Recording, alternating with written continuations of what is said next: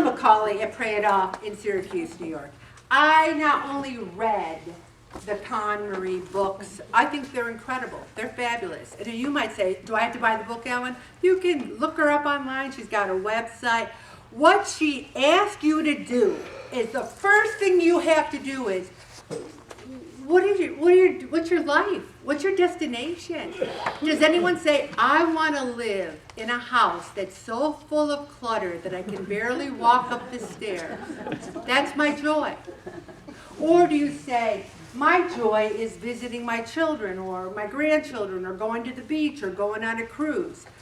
I don't think people say, my joy would be have a closet for my summer clothes, a closet for my winter clothes, a closet for my size 12, then a closet for my 14s, a closet for my 16s, a closet for my 18s. No, you don't say that gives you joy. So the first thing you do is, what gives you joy? Now, you might say, Ellen might say retirement might give her joy, but I'm kind of nervous about it. I'm a little nervous about retiring. So am I getting joy yet? I'm just a little nervous about it. Maybe I should relax. How many people here are retired? Oh my gosh, did you survive not working? Yeah. Are you paying the bills? Are you paying the bills? Okay. All right, then dress the part. One of the things I did during the pandemic, for one solid year, we worked remotely. I would get up, do my hair, put my makeup on, wear jewelry, outfit, go downstairs, sit at my desk, and Bob would come home from work and say, you look great. How come? You could wear your nightgown. No one would know. I said, I feel like I'm working. I feel like this is my work attire. I am working. If you dress the part. And you know, the more you're around this area, I can't go anywhere. If I'm in Costco, I run into 5 people I know. And no matter where I go, I see someone I know. And if I don't have my makeup or hair done, you know, I feel like a little naked. So, dress the part. And then focus. You have to pick something, focus on it, and do it.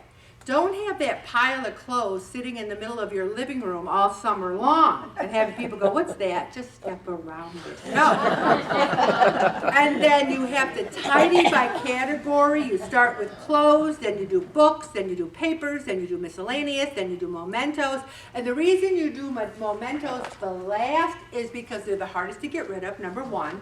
And number two, I had somebody call me today saying, I have to move by this, but every time I pick something up, I sit down and read it. And you start with the mementos last because they'll sidetrack you. Okay? Excuse me. And then you have to say, does it spark joy? Does it spark joy? We're going to talk a little bit more about joy in a minute. Discard first, store later. If there's things you want, set them in a pile, get the discard pile. But here's the thing. Never throw anything away. I mean, donate it. And you might say, well, Ellen, it had rips and tears. The rescue mission wants items. They sell damaged clothes by the bulk and get money for it.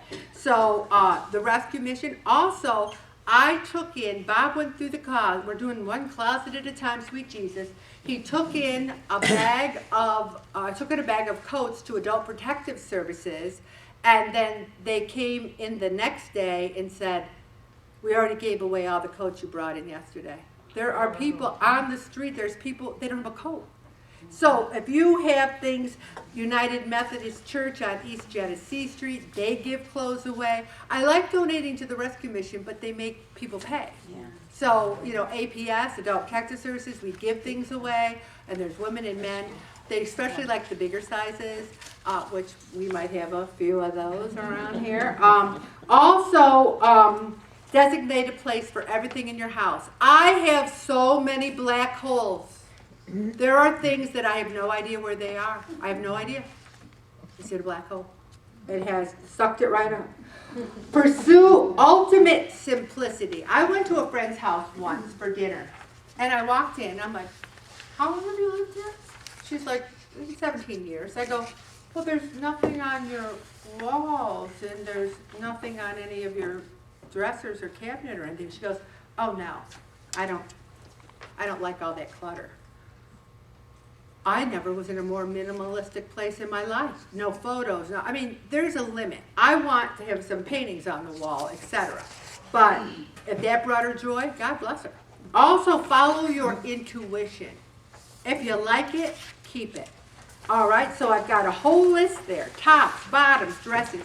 How many pairs of white capri pants does a woman need? How many?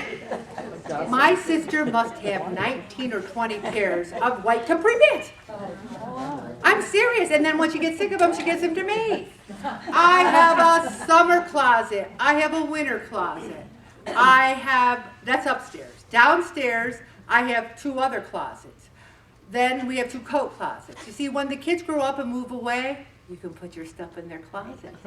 I had a sale when I lost 170 pounds. I still had all the clothes I ever had in my life. I had a sale, sold everything for $1, and you wouldn't believe how much stuff went out of that garage. And I have to say, clothes really don't bring me a lot of joy. I don't hold up a pair of black capri pants and go, I'm feeling some real joy about these black capri pants. I don't know about clothes. I think they're more utilitarian. All right, you got some pants, you got some tops, you got some shirts.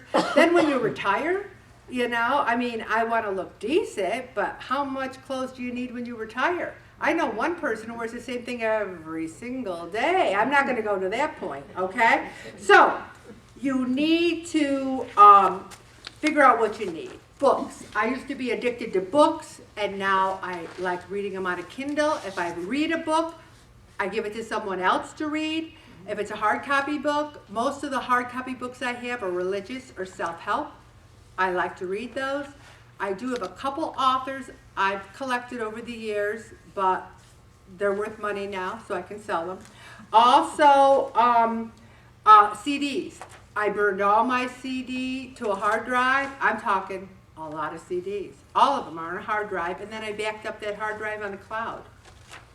Oh, yeah, I did. How's that for an old lady? Okay. Also, your kids' stuff. We are not the storage sheds of our kids' stuff. I say, you have 30 days, or I'm getting rid of it. I'm not going to hang on to their high school mementos. They all have houses. Get it? When we went to visit our daughter in Virginia Beach, the whole back was full of her stuff. Now, the only trouble with the one in Vegas is it costs a lot to ship and to fly, but I still have some of her crap. Vince has all his stuff. Don't be a storage shed for your kids' stuff. Also, cleaning supplies. It's kind of like the exercise book. You have to open it and actually do the exercises. It's great to have a lot of cleaning supplies, but you have to use them to clean, okay? How many pairs of socks does a person need? How many pairs of underwear does a person need?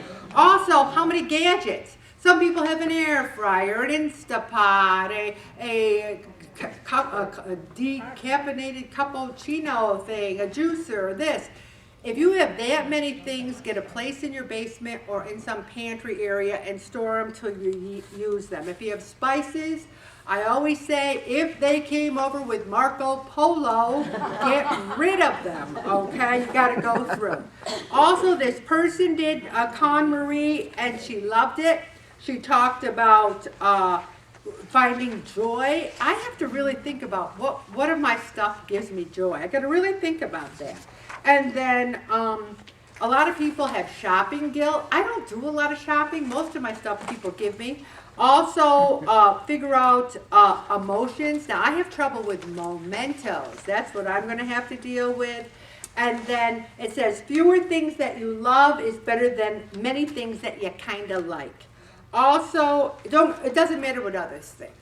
And if you get rid of that serrated spoon and you say, why did I get rid of that? It was my favorite serrated spoon. Don't get rid of it, number one. But number two, if you do get rid of something you want and could use, buy another one. That's what I say, okay? I have an article in here on vitamin D because I was waking up with night terrors. And it started maybe a year ago, and I would wake up and screaming in the middle of the night. Ah! And guess who would scare the crap out of my poor husband? And he'd say, what?